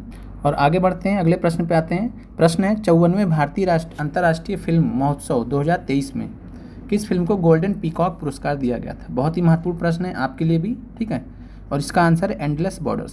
तो एंडलेस बॉर्डर्स नाम की मूवी थी, इसको दिया गया था 54वें भारतीय अंतर्राष्ट्रीय फिल्म महोत्सव 2023 में गोल्डन पीकॉक अवार्ड से। तो एंडलेस बॉर्डर्स था। ठीक है, और ये प्रश्न आप देखने का एक ही सबसे बड़ा कारण क्या होता है कि आपको पता चलेगा कि हाँ ऐसे ही प्रश्न हमको तैयार करने हैं करंट अफेयर्स के लिए। ठीक है, दुनिया भर का नहीं पढ़ना होता है, इस चीज़ को आप समझ पा रहे हैं। आगे बढ़ते हैं। ठीक है, अब ये प्रश्न उतना मतलब इस तरीके से नहीं पूछा जाएगा, तो छोड़ देते हैं, ये भी प्रश्न आपके काम का नहीं है। ये प्रश्न आपके काम का है, निम्नलिखित में से कौन सा शहर 15वें ब्रिक्स शिखर सम्मेलन 2023 का मेजबान था। तो जो 2023 में जो है दक्षिण अफ्रीका ने मेजबानी की थी, और दक्षिण अफ्रीका की जब बात आएगी तो आंसर आपका डरबन हो जाएगा। तो ये आपको क्लियर है। तो डरबन में ध्यान रखिएगा, 15वां ब्रिक्स शिखर सम्मेलन 2023 का आयोजन किया गया था डरबन में। आपको जो है आगे बढ़ते हैं, और इस प्रकार से आपको करंट अफेयर्स की तैयारी जो है मैराथन में करा दी जाएगी। फिर है, मिस्र के राष्ट्रपति अल-सीसी के संबंध में कौन सा कथन सत्य नहीं है। तो आप जानते हैं प्रश्न पूछा गया था 26 जनवरी 2023 के गणतंत्र दिवस का मुख्य अतिथि थे तो सही है ये। और आपसे पूछे 26 जनवरी 2024 के जो इस साल हुआ है उसके गणतंत्र दिवस के मुख्य अतिथि कौन थे, तो आप कहेंगे इमैनुअल मैक्रोन। Emmanuel Macron. और इमैनुअल मैक्रोन कौन है, तो ये फ्रांस के राष्ट्रपति हैं, वो आए थे। ठीक है, फिर आते हैं प्रश्न पे। कथन सत्य नहीं पूछा तो वो लगातार दूसरी बार मिस्र के राष्ट्रपति चुने गए थे, तो ये गलत था। ठीक है, और बाकी इसमें विकल्प सही थे, वो आपके काम के नहीं है। फिर फरवरी 2023 में संपन्न ऑपरेशन दोस्त। ऑपरेशन दोस्त का संबंध किन देशों से है, तो यह भारत, तुर्की और सीरिया से। ठीक है, आप ऐसे भी मान लीजिए आपको प्रश्न नहीं पता था तो आप सिंपल में इतना दिमाग लगाते इस प्रश्न के लिए कि अगर ऑपरेशन दोस्त पूछ रहा है तो जाहिर सी बात है भारत का कुछ ना कुछ संबंध रहा होगा, तो आप संबंध जोड़ लीजिए, भारत है जिसमें आंसर हो गया आपको। ठीक है, इस तरीके से लॉजिकल गेसिंग की जाती है जब हमें प्रश्न नहीं पता होता। ऐसे बेमान कि चलो ठीक है सी लगा देते हैं, डी लगा दे, ए लगाते हैं, ये गलत चीज़ होता है। ठीक है, थोड़ा सा हमेशा दिमाग लगाइए और आप उस तरीके से जब लगाएंगे तो आपके सही होने की, गलत भी हो सकता है मानता हूँ मैं, लेकिन सही होने की संभावना ज़्यादा होती है। आगे बढ़ते हैं। कोप 28 के संबंध में एक कथन असत्य है। बहुत ही महत्वपूर्ण सवाल है, आपको ध्यान रखना है। तो इसका आयोजन 30 नवंबर से 13 दिसंबर 2023 तक हुआ था, सही है। आयोजन स्थल दोहा कतर, गलत है। कहाँ पे हुआ था, तो दुबई अबू धाबी में। ठीक है, तो दुबई में जो है, और दुबई आपको पता कहाँ पे, तो यूएई में है, संयुक्त अरब अमीरात में है, दुबई स्थित है, और दुबई में यह इसका आयोजन किया गया था। हानि एवं क्षति को उसकी संचालन नीति का अनुमोदन, ये सही है। सैंटियागो नेटवर्क की स्वीकृति दी गई थी, तो सैंटियागो नेटवर्क की स्वीकृति भी ध्यान रखिएगा कोप 28 के दौरान दी गई थी। फिर है 1-2 नवंबर 2023 को संपन्न विश्व के प्रथम आर्टिफिशियल इंटेलिजेंस सुरक्षा सम्मेलन का आयोजन स्थल क्या है, तो इस प्रश्न का जो सही जवाब है वह है बकिंघम, इंग्लैंड। तो बकिंघम इंग्लैंड में जो है 1 नवंबर 2023 को जो है प्रथम आर्टिफिशियल इंटेलिजेंस सुरक्षा सम्मेलन हुआ था। बहुत ही महत्वपूर्ण है आपके लिए, परीक्षा के लिए पूछा जा सकता है दोबारा। आगे बढ़ते, अब आते हैं प्रश्न पे। ठीक है, अब हमने इस प्रश्न को चूंकि सॉल्व किया था तो हमें मिला था बिहार सरकार की मिशन दक्ष योजना, और दक्ष योजना तो बहुत ही कॉमन थी। ठीक है, और यह प्रश्न आपको याद है 15 मार्च को पूछा गया था। तो ये तरीका होता है आपको प्रीवियस ईयर क्वेश्चंस को एनालाइज करने का। आंसर है इसका आर्थिक रूप से कमजोर छात्रों के लिए मिशन दक्ष लाया गया था, ये सभी को पता है। ठीक है, और ऐसे ही माफ़ कीजिएगा, आर्थिक रूप से नहीं, शैक्षिक रूप से। ठीक है, जो एजुकेशनली बैकवर्ड बच्चे थे उनके लिए लाया गया था, शैक्षिक रूप से कमजोर छात्रों के लिए मिशन दक्ष। ठीक है, और साथ में मिशन दक्ष के बारे में आपको करंट अफेयर्स में भी बताया गया, डेट वगैरह डिटेल में। ठीक है, आते हैं वाल्मीकि टाइगर रिजर्व किस जिले में स्थित है। देखिए बिहार स्पेशल का प्रश्न आपको एक मिल गया यहाँ पे, तो आंसर है पश्चिमी चंपारण। ठीक है, और बिहार में एक ही टाइगर रिजर्व है, वो कौन सा है, तो वाल्मीकि टाइगर रिजर्व, और ये कहाँ पे स्थित है, तो ये आपका जो है पश्चिमी चंपारण में स्थित है। ठीक है, इसके अलावा आपको ध्यान रखना है कि बिहार में एक ही रामसर स्थल है, और उस रामसर स्थल का नाम है कंवर झील, कंवर ताल या कंवर झील, और यह जो है बेगूसराय में स्थित है, और ये पूरे एशिया की जो है सबसे बड़ी चाप झील में से भी एक है। आगे बढ़ते हैं। विश्व का दूसरा सबसे बड़ा द्वीप है, तो विश्व का दूसरा सबसे बड़ा द्वीप यहाँ पे न्यू गिनी है। ठीक है, और अगर हम बात करें यहाँ पे, तो विश्व का सबसे बड़ा द्वीप अगर पूछे, तो विश्व का सबसे बड़ा द्वीप अगर पूछे तो आपका आंसर होना चाहिए ग्रीनलैंड। ठीक है, ग्रीनलैंड, और ये डेनमार्क के अधीन है ग्रीनलैंड। और यहाँ जो है आप जब मानचित्र में देखेंगे तो कनाडा के आप जो है उत्तर पूर्व में जब जाएंगे ऊपर की तरफ, ठीक है, तो आपको बहुत आसानी से मिल जाएगा ग्रीनलैंड मानचित्र में, और यह विश्व का सबसे बड़ा द्वीप है, और दूसरा सबसे बड़ा द्वीप आपका न्यू गिनी है। आगे बढ़ते हैं, और न्यू गिनी कहाँ पे स्थित है, तो न्यू गिनी ऑस्ट्रेलिया के जस्ट ऊपर स्थित है, देख सकते हैं जाके आप वहाँ पे। फिर आगे बढ़ते हैं। निम्नलिखित चट्टानों में से कौन सा एक कायांतरित चट्टान नहीं है, बहुत ही महत्वपूर्ण सवाल अब आ रहे हैं। ठीक है, तो निम्नलिखित चट्टानों में से कौन सा एक कायांतरित चट्टान नहीं, तो जो डोलोमाइट होता है ये कायांतरित चट्टान नहीं होती हैं। क्वार्टजाइट ये कायांतरित चट्टानें होती हैं, और कायांतरित चट्टानों के उदाहरण आप जानते हैं। ठीक है, जिनसे, और ये नीस होता है। ठीक है, ये भी होता है। इसके अलावा बात करें मार्बल, तो मार्बल भी आपका कायांतरित चट्टान होता है। ठीक है, तो ये आपको ध्यान रखना है कायांतरित चट्टानों के उदाहरण। फिर जिसको संगमरमर बोलते हैं मार्बल को, तो ये आपके जो है कायांतरित चट्टानों के उदाहरण, लेकिन डोलोमाइट आपका कायांतरित चट्टान का उदाहरण नहीं है। बहुत ही अच्छा प्रश्न था। अगला प्रश्न है आपका कि ताउपो झील कहाँ है, ताउपो झील किस देश में स्थित है, तो ये तो बहुत ही तगड़ा प्रश्न पूछा गया था, और जाहिर सी बात है न्यूजीलैंड के बारे में जब कोई पढ़ता है तो इतना तो नहीं पढ़ता है कि वहाँ पे कौन सी झील वगैरह स्थित है, लेकिन इस प्रश्न का जो सही आंसर है वह न्यूजीलैंड। तो ध्यान रखिएगा ताउपो झील जो है ये न्यूजीलैंड में स्थित है, और नाम से आप जो है जापान की तरफ जा सकते थे यहाँ पे, लेकिन इसीलिए प्रश्न रखा गया था। फिर निम्नलिखित धाराओं में से कौन सी एक गर्म जलधारा नहीं है, तो जलधाराएँ दो प्रकार की होती है, गर्म जलधारा एक ठंडी जलधारा। ठीक है, तो मोजाम्बिक की धारा ये आपकी गर्म जलधारा होती है, और आगे बढ़कर अगुलास गर्म जलधारा के नाम से जानी जाती है। ठीक है, फिर अलास्का की धारा, तो अलास्का की धारा भी गर्म जलधारा में से एक है। एंटिलीज की धारा, ये भी गर्म जलधारा है। तो आपका आंसर हो जाएगा उपयुक्त में से एक से कोई नहीं। ठीक है, तो उपयुक्त में से कोई नहीं आपका आंसर हो जाएगा। सभी जो है गर्म जलधाराएँ हैं, और यहाँ पूछा गया कि कौन सी गर्म जलधारा नहीं है। और इसके अलावा आपको टेलीग्राम में एक जो है नोट दे दिया जाएगा, जिसमें आपको गर्म जलधाराओं का उदाहरण और ठंडी जलधाराओं का उदाहरण वहाँ पे बता दिया जाएगा।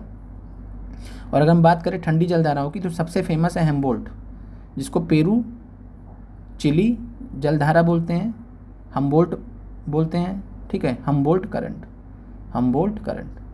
तो ये आपका ठंडी जलधारा का। इसके अलावा बेंगोला, बेंगोला बहुत महत्वपूर्ण है, और ये नामीब का जो क्षेत्र है, नामीब मरुस्थल का क्षेत्र दक्षिण अफ्रीका के बगल में। ठीक है, अफ्रीका महाद्वीप में सबसे नीचे जाएंगे तो वहाँ पे बेंगोला करंट एक्टिव होती है, जो कि ठंडी जलधारा का उदाहरण होती है। ठीक है, आगे बढ़ते हैं, बाकी हम आपको नोट दे देंगे तो आप वहाँ से आपका क्लियर हो जाएगा। फिर है निम्नलिखित में से किस राज्य से कर्क रेखा नहीं गुजरती है। देखिए हमने कितनी बार ऐसे प्रश्न आपको कराए हैं। ठीक है, भूगोल में कराए हैं, और आपका सिंपल सा आंसर है उड़ीसा। ठीक है, और ये आपको क्लियर होना चाहिए। और अगर बात करें तो कर्क रेखा भारत के 8 राज्यों से गुजरती है। और बात करें तो कर्क रेखा को किससे डिनोट किया जाता है, तो 23.5 डिग्री उत्तरी अक्षांश, 23.5 डिग्री नॉर्थ लेटीट्यूड या 23.5 डिग्री उत्तरी अक्षांश। और अगर हम बात करें क्रम से, तो सबसे पहले आएगा गुजरात, गुजरात के बगल में राजस्थान, राजस्थान से नीचे मध्य प्रदेश। ठीक है, मध्य प्रदेश के बाद आपका जो है झारखंड आ जाएगा, झारखंड के बाद फिर आपका जो है वेस्ट बंगाल आ जाएगा। ठीक है, ऐसे ही जो है आपके फिर नॉर्थ ईस्ट के जो है स्टेट्स आ जाएंगे आपके, कौन कौन से, तो जो है त्रिपुरा, मिजोरम। ठीक है, और बीच में एक छत्तीसगढ़ छूट गया। तो गुजरात, राजस्थान, मध्य प्रदेश, छत्तीसगढ़, झारखंड, वेस्ट बंगाल, त्रिपुरा और मिजोरम, ये ऐसे राज्य हैं जहाँ से कर्क रेखा होकर गुजरती है। ठीक है, आगे बढ़ते हैं। हिमालय पर्वत की निम्नलिखित चोटियों में से कौन सी भारत में नहीं है। तो इस प्रश्न की बात करें, और यहाँ पे अगर बात करें तो कौन सी चोटियाँ जो भारत में स्थित नहीं है, तो ये आपका धौलागिरी नेपाल में स्थित है। ठीक है, धौलागिरी नेपाल में स्थित है। नंगा पर्वत आपका भारत में स्थित है। कामेत भी आपका भारत में स्थित है। तो क्लियर है। और आपको एक जो है स्पेशल ज्योग्राफी की क्लास ली जाएंगी, जिसमें आपको भारत के मानचित्र के बारे में, भारत से संबंधित आपको महत्वपूर्ण तथ्य बताए जाएंगे, जो आपके एनसीईआरटी में भी नहीं है लेकिन आपकी परीक्षा में पूछे जाते हैं। तो उसके लिए परेशान होने वाली बात नहीं है। इस प्रकार के प्रश्न आपके बहुत ही आसानी से हो जाएंगे। ठीक है, तो आपका इस प्रश्न का आंसर है धौलागिरी। क्लियर है। अब आगे बढ़ते हैं। निम्नलिखित में से कौन सा हिमालय पर्वत का सबसे लंबा हिमनद है। ठीक है, तो यहाँ पे अगर हम बात करें तो चूँकि यहाँ जो है सबसे लंबा हिमनद पूछा है, तो हिमालय पर्वत का सबसे लंबा हिमनद की जब बात करें तो आता आंसर सियाचिन, सियाचिन ग्लेशियर। तो ये ध्यान रखिएगा, सियाचिन ग्लेशियर आपका सबसे लंबा है, और इस हिसाब से आपका आंसर होना चाहिए उपयुक्त में से कोई नहीं। आपका आंसर इस पर दिया था, लेकिन वो इस प्रश्न के हिसाब से पूछ रहा था। ठीक है, तो इस प्रश्न के हिसाब से आपको नहीं ध्यान रखना है, जो विकल्प दिए रहते हैं वहाँ से चुना जाता है, लेकिन जो सबसे लंबा हिमनद है वो आपका सियाचिन है। ठीक है, तो ये आपको ध्यान रखना है।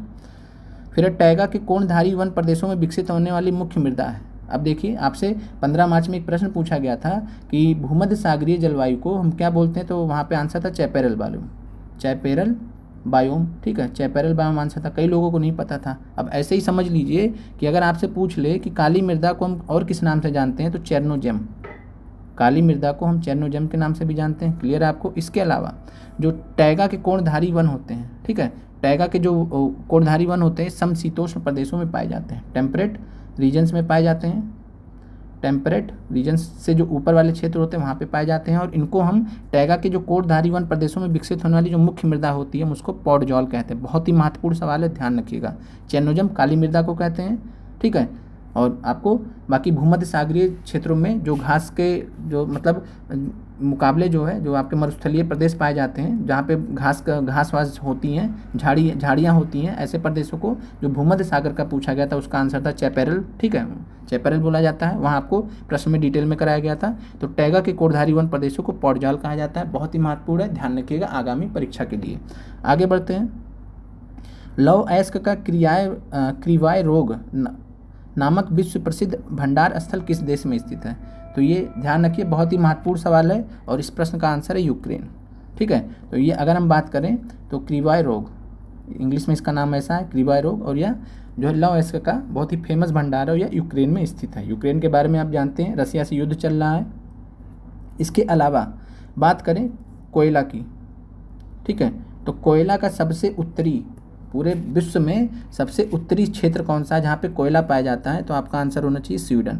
और स्वीडन में एक स्थान है किरुना, ठीक है, किरुना है, और किरुना में जो है स्वीडन में जो है यह कोयला पाया जाता है, ठीक है। सबसे उत्तरी अक्षांश पर अगर बात करें जहाँ कोयला पाया जाता है, कोयला के भंडार पाए जाते हैं, तो आपका स्वीडन में किरुना है।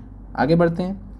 राजस्थान और गुजरात में बहने वाली लूनी नदी का उद्गम स्थल क्या है? तो बहुत ही महत्वपूर्ण सवाल है ये। और राजस्थान में जो है और गुजरात में जो बहने वाली लूनी नदी है, तो पहला चीज़ आपको ध्यान होना चाहिए कि लूनी नदी कहाँ कहाँ बहती है, तो राजस्थान से निकलती है, गुजरात में जाती है, या पुष्कर घाटी से निकलती है। बहुत ही महत्वपूर्ण सवाल है, पुष्कर घाटी से निकलती है। भारत की नदियाँ पूछ सकता है आपसे, आपको जियोग्राफी स्पेशल की क्लासेस में कवर करा दी जाएंगी, ठीक है। और इधर रीज़न ये था कि प्रश्नों में आप लोग ज़्यादा इंटरेस्ट दिखाते हैं, कंटेंट में कम दिखाते हैं, तो इस वजह से आपको इस प्रकार की क्लासेस नहीं दे सके थे हम, ठीक है। तो इस वजह से हमने सारा फोकस इस पर किया था, लेकिन इधर हम करा देंगे, 2-4 क्लास की बात है, हो जाएगा, जिससे आप एकदम अच्छे से तैयारी आपकी हो जाएगी।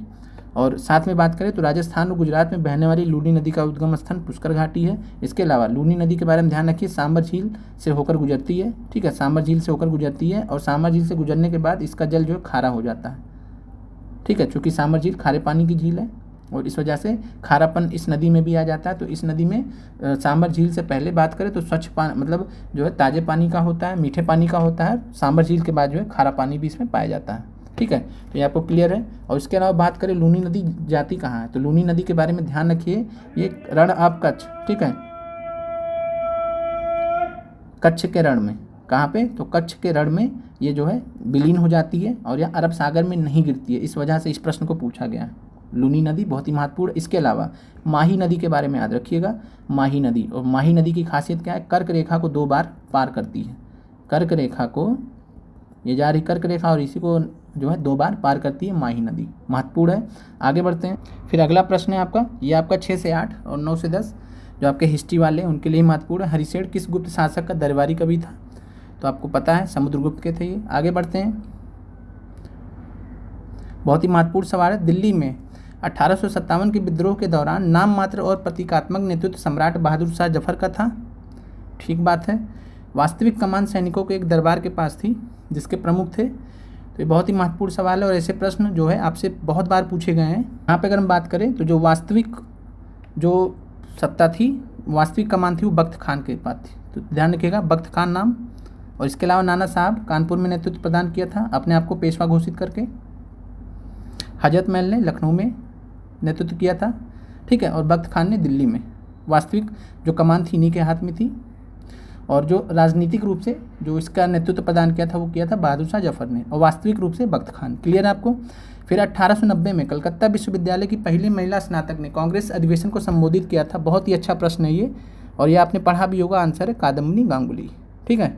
और बात करें फिर एनी बेसेंट के बारे में, आपको बहुत बार बताया जा चुका है। सरोजिनी नायडू के बारे में बहुत बार बताया जा चुका है, ठीक है। तो एनी बेसेंट भारतीय राष्ट्रीय कांग्रेस की प्रथम महिला अध्यक्ष थी, ठीक है, प्रथम महिला अध्यक्ष। और सरोजिनी नायडू प्रथम भारतीय महिला अध्यक्ष थी। इतना फ़र्क है 1917 में और ये 1925 में। डिटेल में हमने बात किया तो यहाँ पे नहीं देंगे। फिर बहुत ही महत्वपूर्ण सवाल, लेखक और उनके कार्यों के बारे में निम्नलिखित में से कौन सा जोड़ा सही है? Subhash Chandra Bose the Indian struggle, बहुत सही बात है, इन्हीं का है, ठीक है, बोस दा का है। फिर Bhagat Singh the discovery of India, यहाँ तो मामला गड़बड़ हो गया क्योंकि डिस्कवरी ऑफ इंडिया तो जवाहरलाल नेहरू जी की है। तो यहाँ आपको ध्यान रखना है कि जो डिस्कवरी ऑफ इंडिया है किसने पुस्तक लिखी है? जवाहरलाल नेहरू जी की, बहुत ही फेमस पुस्तक है। फिर अगला आप कहेंगे sir the story of my experiment with truth, तो सभी जानते हैं गांधी जी, ठीक है, गांधी जी की ऑटोबायोग्राफी है। तो आपका सही आंसर यहाँ पे पूछा है, जोड़ा सही है तो सुभाष चंद्र बोस जी का द इंडियन स्ट्रगल, ठीक है। एक लिस्ट आपको दे दी जाएगी टेलीग्राम लिंक में, वहाँ से आपको ऐसे प्रश्न कभी गलत हो ही नहीं सकते। बाकी जितने पूछे गए हैं वो तो आपको करा ही दिए गए हैं। आगे बढ़ते हैं। और अगर आपको हमारा प्रयास अच्छा लग रहा हो तो चैनल को आप लोग सहयोग कीजिए, सपोर्ट कीजिए, हम आपके लिए पूरी तरीके से तत्पर हैं। फिर है बिहार विभूति, ज्वेल ऑफ बिहार के नाम से किसे जाना जाता है? अब आप बताइए, अगर ऐसा प्रश्न आपके सामने आ जाए तो आप कंफ्यूज हो जाएंगे या नहीं हो जाएंगे? लेकिन यहाँ आपको ध्यान रखना है कि बिहार विभूति, ज्वेल ऑफ बिहार के नाम से अनुग्रह नारायण सिन्हा को जाना जाता है। बिहार स्पेशल का प्रश्न आपको यहाँ से मिल गया अच्छा सा, ठीक है। तो यही फ़ायदा होता है प्रीवियस ईयर क्वेश्चंस को सॉल्व करने का। अब आप समझ गए होंगे कि जब 5 मार्च का पेपर आयोजित हुआ और हमने इस प्रश्न को सॉल्व करके गए तो हमें फ़ायदा ही मिला होगा, नुकसान तो हुआ नहीं होगा, है ना। तो इस चीज़ को आपको आपको भी समझना है। और मार्केट की टेस्ट सीरीज से जितना दूरी हो सके 50 किलोमीटर की दूरी बना के रखिए, ठीक है, तभी आप सेफ रहेंगे, नहीं तो आप फंसे रहेंगे इन सब चीज़ों में। आते हैं एरड़ अभिलेख का संबंध किस शासक से। बाकी आपको प्लेलिस्ट में लिंक दे दी जाएगी सबकी, जीएस पार्ट सेकंड के लिए दो, ठीक है, पीआरटी के लिए, सबके लिए यहाँ पे अवेलेबल है।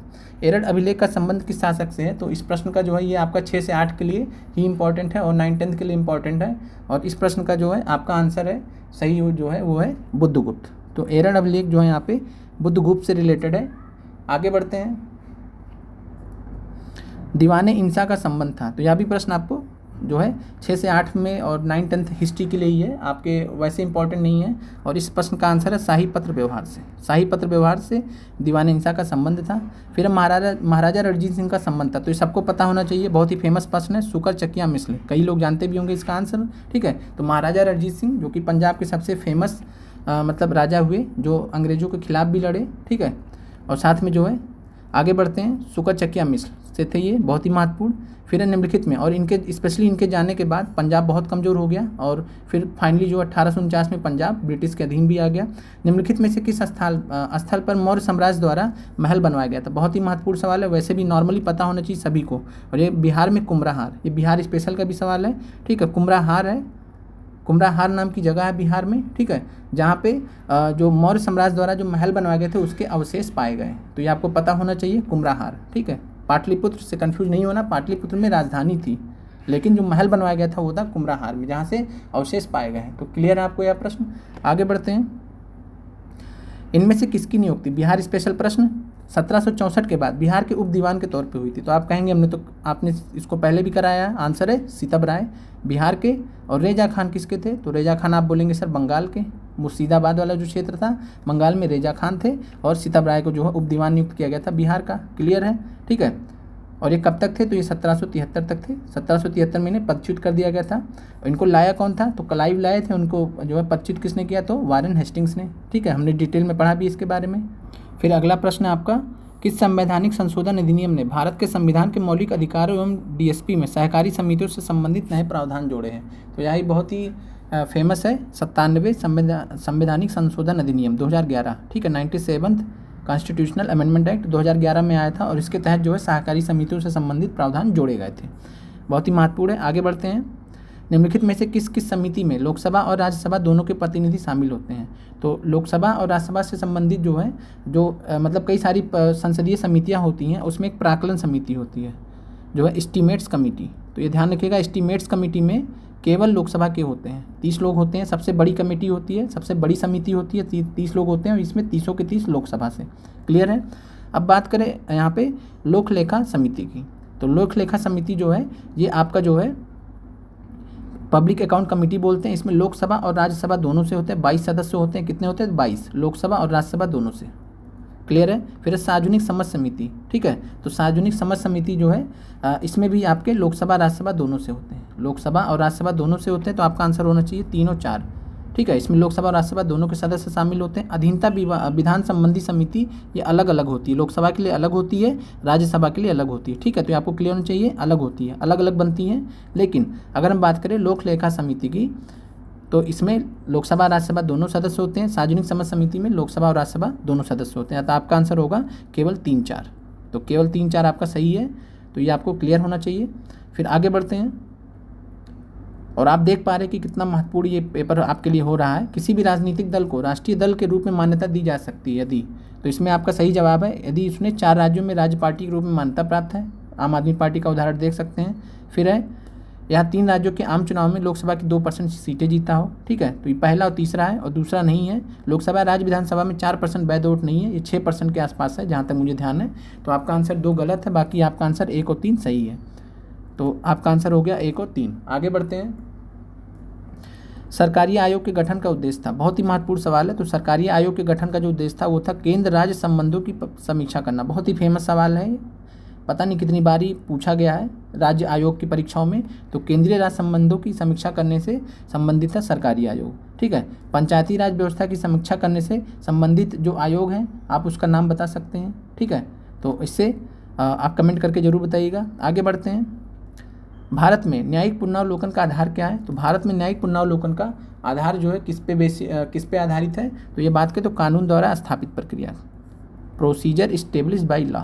फ़र्क होता है दोनों में, ठीक है। प्रोसीजर इस्टेब्लिश्ड बाई लॉ, और इसका मतलब ये होता है कि जो प्रोसीजर इस्टेब्लिश्ड बाई लॉ का मतलब होता है कि जब न्यायिक पुनरावलोकन की बात आएगी, तो पहली बात तो समझिए न्यायिक पुनरावलोकन होता क्या है। तो जो सुप्रीम कोर्ट होता है या हाई कोर्ट होता है, वो उन्होंने मान लिया अपना कोई फैसला दिया, तो अपने उस फैसले पे पुनर्विचार करके उसको सही कर सकते हैं भविष्य में। ऐसा नहीं कि एक बार उन्होंने कोई फैसला दे दिया तो पत्थर की लकीर है, तो वो न्यायिक पुनरावलोकन इसको हम बोलते हैं, ठीक है। और इसकी उत्पत्ति कहाँ पे हुई थी? तो ये हुई थी यूएसए में, और यूएसए से ये भारत में लिया गया, और यूएसए में जो है ये ड्यू प्रोसेस ऑफ लॉ पे आधारित है, ड्यू प्रोसेस ऑफ लॉ पे आधारित है, और भारत में यह प्रोसीजर इस्टेब्लिश बाई लॉ पे आधारित है, कानून द्वारा स्थापित प्रक्रिया। और इसमें फ़र्क यही होता है कि कानून द्वारा स्थापित प्रक्रिया का मतलब ये होता है कि जो कानूनी जो सही है वही माना जाता है, ठीक है। तो कानूनी रूप से जो सही होता है उस हिसाब से इसको माना जाता है। और ड्यू प्रोसेस ऑफ लॉ में जो यूएसए में है, उसका मतलब होता है जो नेचुरल लॉ, जो प्राकृतिक कानून जो बोलते हैं, उसके हिसाब से जो सही है वो सही है, ठीक है। अब जैसे कानून द्वारा स्थापित प्रक्रिया को ऐसे सिंपल, ये आपको प्रश्न समझ में आ गया होगा, कानून द्वारा स्थापित प्रक्रिया। और कानून द्वारा स्थापित प्रक्रिया का मतलब ये होता है कि अगर सरकार ने कोई गलत कानून भी बना दिया तो वो चलता रहेगा, ठीक है। सुप्रीम कोर्ट कितना कानून जो है उसको नष्ट करेगी, ख़त्म करेगी, तो ये है आपका। लेकिन जब ड्यू प्रोसेस ऑफ लॉ की बात आएगी तो वहाँ पे अगर सरकार कोई गलत कानून बनाएगी तो सुप्रीम कोर्ट तुरंत उसको रोक देगी। लेकिन भारत में चूंकि ड्यू प्रोसेस ऑफ लॉ को बहुत ही कम इस्तेमाल किया जाता है, लेकिन बहुत कम इस्तेमाल किया जाता है, ठीक है। और ज़्यादा भारत का जो आधारित है वो कानून द्वारा स्थापित प्रक्रिया पर आधारित है, ठीक है। और यह जापान से लिया भी गया है, जापान से लिया भी गया है, ठीक है। जब हम पढ़ते हैं कि भारतीय संविधान में कहाँ से क्या लिया गया है, आगे बढ़ते हैं। फिर आते हैं बहुत ही महत्वपूर्ण सवाल, आपके ध्यान दीजिएगा। वह भारतीय राष्ट्रवादी नेता कौन था जो जोसेफ मैजनी और यंग इटली अभियान पर भाषण देता था? तो बहुत ही महत्वपूर्ण सवाल है, और इस प्रश्न का आंसर है सुरेंद्रनाथ बनर्जी। सुरेंद्रनाथ बनर्जी जो है ये राष्ट्रवादी नेता थे जो मैजनी और यंग इटली अभियान पर भाषण देते थे। बहुत ही महत्वपूर्ण सवाल है। 1895 का बेल्बी आयोग, बेल्बी कमीशन किस विषय पर आधारित था? तो यह जो है भारत में व्यय पर आधारित था। और 1895 से पहले ये आया क्यों था? तो जो है जब ब्रिटिश सरकार की आर्थिक शोषण की नीतियों को एक्सपोज किया गया था दादा भाई नौरोजी के द्वारा, ड्रेन ऑफ वेल्थ थ्योरी के द्वारा, and poverty British and and poverty rule in India, उनकी पुस्तक के माध्यम से। तो वहाँ से फिर जब सरकार पर दबाव पड़ा तो उन्होंने भारत में व्यय पर जो है बेल्बी आयोग गठित किया था, ठीक है। फिर अगला प्रश्न है, किसने लिखा था? पृथक निर्वाचक मंडल स्थापित करके हम नाग के दांत बो रहे हैं तथा इसका परिणाम भीषण होगा। तो आप देख पा रहे हैं कि कितने जबरदस्त प्रश्न यहाँ पे पूछे गए हैं, और इस प्रश्न का जो सही आंसर है वह है मॉर्ले, ठीक है। तो आपका मॉर्ले मिंटो सुधार आया था, मॉर्ले मिंटो सुधार आया था, जिसको भारत सरकार अधिनियम 1909 भी कहते हैं, ठीक है। तो मॉर्ले मिंटो सुधार ये आपका 1909 में आया था। इसके तहत मुसलमानों को जो है पृथक निर्वाचन दिया गया। तब उस पर जो मॉर्ले थे, मॉर्ले कौन थे? तो उसमें भारत राज्य सचिव थे। मिंटो कौन थे? तो मिंटो थे वायसराय, ठीक है। तो पहला नाम जो था इसमें भारत राज्य सचिव थे। और इन्होंने फिर जब ये चीज़ हो गया तो इन्होंने बोला कि पृथक निर्वाचन मंडल स्थापित करके हम नाग के दांत बो रहे हैं, इसका परिणाम भीषण होगा। इनका कहने का मतलब यही था कि जब हम लोग यहाँ से जाएंगे तो तब तक स्थिति बहुत ख़राब हो चुकी होगी, और हुआ भी वही। तो जब पार्टीशन हुआ तो जो है बहुत विनाश हुआ देश का, हर प्रकार से इतनी सारी जाने गई सब कुछ, ठीक है। तो ये आपको पता होना चाहिए। फिर साइमन कमीशन में भारतीयों को शामिल न करने की निंदा करने वाले लीडर्स मैनिफेस्टो पर किसने हस्ताक्षर किए थे? बहुत ही महत्वपूर्ण सवाल है। तो लीडर्स मैनिफेस्टो, और इस पर जो है सर अली इमाम ने किया था, सच्चिदानंद सिन्हा ने किया था, नवाब इस्माइल खान ने किया था। तो आपका आंसर हो जाएगा उपयुक्त में से एक से अधिक। बहुत ही महत्वपूर्ण सवाल है, बिहार स्पेशल के लिए ध्यान रखिएगा। फिर आगे बढ़ते हैं। बिहार में सर्चलाइट समाचार पत्र के संपादक कौन थे? तो संपादक पूछ रहा है, यही आप गलती करते हैं, ठीक है। प्रश्न आपसे पीआरटी में पूछा गया था, वंदे मातरम के संपादक कौन है? आप पता नहीं क्या क्या आंसर लगाए, ठीक है। आप वहाँ से आपसे संस्थापक नहीं पूछ रहा था, संस्थापक नहीं पूछ रहा था, ठीक है। संपादक पूछ रहा है, माने एडिटर, कौन एडिटर का काम करता था? तो यहाँ आंसर है मुरली मनोहर प्रसाद। बहुत ही महत्वपूर्ण सवाल है, बिहार स्पेशल सवाल है। और अगर पूछें हम आपसे कि सर्चलाइट समाचार पत्र के संस्थापक कौन है, तो सर्चलाइट समाचार पत्र के संस्थापक हमारे सच्चिदानंद सिन्हा जी हैं, सच्चिदानंद सिन्हा जी हैं। बिहार स्पेशल प्रश्न आपको मिल चुका है। आगे बढ़ते हैं।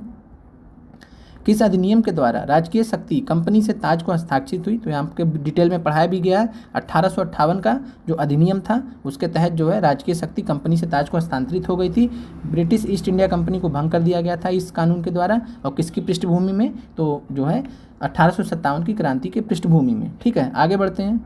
बहुत ही महत्वपूर्ण सवाल है, बिहार स्पेशल में पूछा गया। किस घटना की तुलना सुभाष चंद्र बोस ने नेपोलियन के एल्बा से पेरिस लौटने पर की थी? तो यह महात्मा गांधी की नमक यात्रा को जो है सुभाष चंद्र बोस ने कंपेयर किया था, तुलना किया था कि महात्मा गांधी की नमक यात्रा ऐसी यात्रा थी जो नेपोलियन ने कभी एल्बा से पेरिस लौटने पर की थी। ठीक है, तो ये मतलब कुल मिला के जो तारीफ में कहा गया स्टेटमेंट है कि महात्मा गांधी की नमक यात्रा इतनी प्रभावी थी। ठीक है, तो इस चीज़ को आपको समझना, सुभाष चंद्र बोस जी ने यह स्टेटमेंट दिया था। आगे बढ़ते हैं। किस तिथि को मुस्लिम लीग ने प्रत्यक्ष कार्रवाई दिवस मनाया? बहुत ही महत्वपूर्ण सवाल है और इसका आंसर 16 अगस्त 1946। हमने कई बार इस प्रश्न को डिस्कस किया है, तो आपका आंसर यहाँ पे तो दिया नहीं है, तो 16 अगस्त 1946 नहीं दिया है, तो इस प्रकार आपका आंसर हो जाएगा उपयुक्त में से कोई नहीं। बहुत ही महत्वपूर्ण सवाल है, तो आप देख पा रहे हैं कि जो है प्रीवियस क्वेश्चन को करने का फ़ायदा क्या होता है। ठीक है, और हम ये प्रश्न खुद सॉल्व करके गए थे। ठीक है, इस पे आगे बढ़ते हैं। किस नगर में Hindustan socialist Republic army HSRA की स्थापना हुई थी? तो अगर HSRA की स्थापना की बात करें तो ये हुई थी 1928 में। कहाँ पे हुई थी? तो दिल्ली में। ठीक है, दिल्ली में कहाँ पे हुई थी? तो फिरोज शाह कोटला मैदान में। ठीक है, फिरोज शाह कोटला मैदान था वहाँ पे हुई थी, और फिरोज शाह कोटला के नाम से स्टेडियम भी है जिसको अब अरुण जेटली स्टेडियम कर दिया गया। ठीक है, तो जहाँ पे दिल्ली में मैच होते हैं। आगे बढ़े, कानपुर में क्या हुआ था? तो कानपुर में HRA की स्थापना हुई थी। हिंदुस्तान रिपब्लिकन एसोसिएशन की स्थापना हुई थी 1924 में। ठीक है, और फिर इसका नाम बदल के HSRA कर दिया गया था 1928 में। ठीक है, और ये किसके नेतृत्व में था? तो शहीद भगत सिंह और चंद्रशेखर आज़ाद जी के नेतृत्व में HSRA को बनाया गया था। ठीक है, और HRA की बात करें तो HRA का जो कानपुर में सेंटर था, HRA को जो सचिन सान्याल, ठीक है, राम प्रसाद बिस्मिल, ठीक है, तो दो नाम आपको ध्यान रखने हैं। आगे बढ़ता दिल्ली। ठीक है, तो HSRA की स्थापना दिल्ली में हुई। बहुत ही महत्वपूर्ण सवाल, किस वर्ष मुजफ्फरपुर बम कांड हुआ था? तो किस वर्ष मुजफ्फरपुर बम कांड हुआ था? ये इस प्रश्न का जो सही जवाब है वो है 1908। ठीक है, तो और ये कब हुआ था? तो 30 अप्रैल 1908। बहुत डिटेल में हम आपसे बात कर चुके हैं और इस प्रश्न के बारे में। ठीक है, और इसके जो है कह सकते हैं कौन से क्रांतिकारी इससे जुड़े हुए थे? तो प्रफुल्ल चाकी और जो है आपके खुदीराम बोस जी को फांसी हुआ था। प्रफुल्ल चाकी ने अपने आप को पुलिस से बचने के लिए गोली मार ली थी। आगे बढ़ते हैं। तो साथियों, आपके जो ये प्रश्न हैं जो आपके महत्वपूर्ण थे, 100 प्रश्न यहाँ पूछे गए थे। ठीक है, और जितने भी महत्वपूर्ण प्रश्न थे हमने उसका बहुत ही ज़बरदस्त तरीके से आपको विश्लेषण बता दिया। अगर आप कमेंट करिए, ठीक है, अगर आपको वीडियो अच्छा लगा कमेंट करिए, चैनल को शेयर कीजिए, और अगर आप ऐसे ही चाहते कि हम आपके लिए जो है हद से आगे जाकर जो है ऐसे ही प्रश्न ढूंढ के लाए और आपका जो है परीक्षा की तैयारी को मजबूत करें, जरूर कमेंट कीजिए, जरूर शेयर कीजिए। मिलते हैं अगले वीडियो में। जय हिंद साथियों।